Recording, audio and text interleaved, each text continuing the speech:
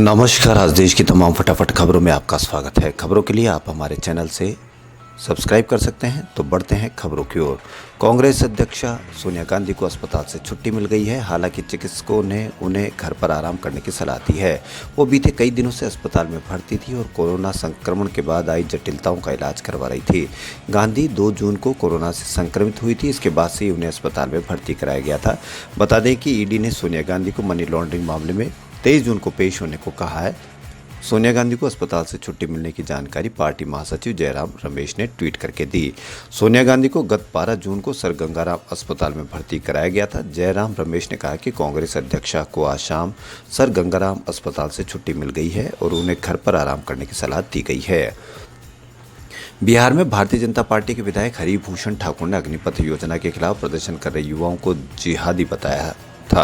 अब उनकी इस प्रतिक्रिया पर यूपी के पीलीभीत से बीजेपी सांसद वरुण गांधी ने प्रतिक्रिया दी है। उन्होंने कहा कि किसान जब अपने अधिकारों के लिए सड़क पर उतरे तो खालिस्तानी युवा सेना में बहाली को लेकर सड़कों पर आए तो वे जिहादी।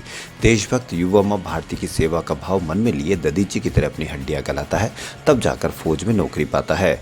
लोकतंत्र में शांतिपूर्ण प्रदर्शन सबका अधिकार है। बता दें, सोमवार को ही बिहार में बीजेपी के विधायक हरिभूषण ठाकुर बचौल ने इस योजना का विरोध कर रहे युवाओं को जिहादी कहा था। उन्होंने सीएम नीतीश कुमार पर भी निशाना साधा था। बचौल ने कहा था कि मैं तो साफ तौर पर कहना चाहता हूं कि इस योजना से जिनको भी दिक्कत है वो या तो जिहादी है या फिर समीकरणवादी। ये लोग समीकरण बनाकर सिर्फ राज्य में सरकार बनाना चाहते हैं।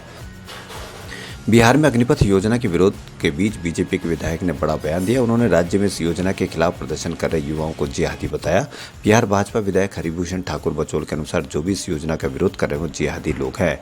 उन्होंने सीएम नीतीश कुमार पर भी निशाना साधा। बचौल ने कहा कि मैं तो साफ तौर पर कहना चाहता हूँ कि योजना से जिनको भी दिक्कत है वो या तो जिहादी है या फिर समीकरणवादी। ये लोग समीकरण बनाकर सिर्फ राज्य में सरकार बनाना चाहते हैं। जो युवा है, जिनके शरीर में जज्बा है कुछ करने के, देश के लिए मर मिटने की, वो सारे युवा खुश है।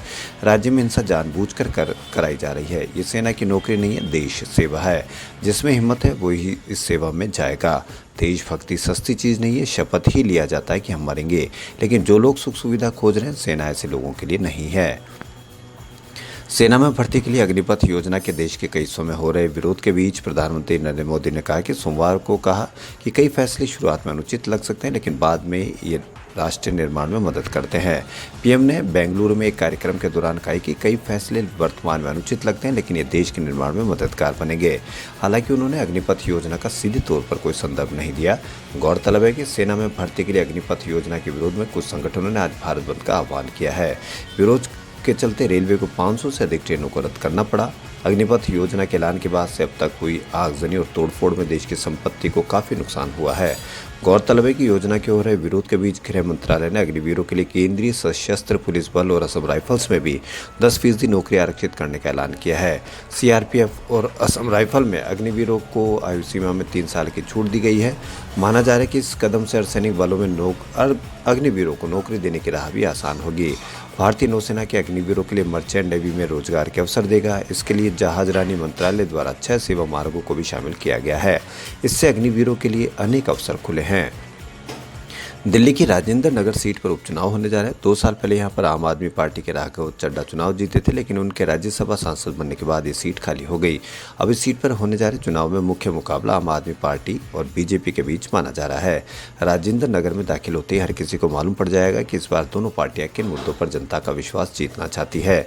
इस बार चुनाव ने आपने रोड शो के जरिए लोगों को लुभाना शुरू कर दिया है। रोड शो के दौरान दिल्ली के सीएम अरविंद केजरीवाल ने कहा कि बीजेपी वाले 24 घंटे हमसे लड़ते रहते हैं। अगर आपको काम करना वाला विधायक चाहिए तो आपको ही वोट करना, वहीं अगर लड़ाई झगड़े वाला विधायक चाहिए तो बीजेपी को वोट दे दीजिएगा। राजेंद्र नगर से आपने दुर्गेश पाठक को उम्मीदवार बनाया। दुर्गेश ने अपनी दावेदारी के बारे में बात करते हुए कहा कि पिछले 5 सालों में राजेंद्र नगर में बहुत तेजी से काम हुआ है, चाहे वो मोहल्ला क्लिनिक हो या फिर स्कूल, सबको बेहतर बनाया गया। उन्होंने कहा कि लोगों को बीजेपी और आप में समझ आता है, इसलिए उन्हें पता है कि दोनों के गवर्नेंस मॉड्यूल में कितना अंतर है। हालांकि आपको बीजेपी पानी के मसले पर घेरती नजर आ रही है। हिमाचल प्रदेश में सोलन जिले के परवाणु स्थित टिम्बर ट्रेल रोपवे में सोमवार को 11 लोग फंस गए। इन सभी को रस्सी के सहारे रेस्क्यू कर लिया गया है। सभी सुरक्षित हैं। ये ट्रॉली 5 घंटे से भी अधिक समय तक 120 फीट की ऊंचाई पर अटकी रही। खबरों में फिलहाल इतना ही। यदि आपको हमारा चैनल पसंद आए तो लाइक, सब्सक्राइब और शेयर अवश्य करें। धन्यवाद।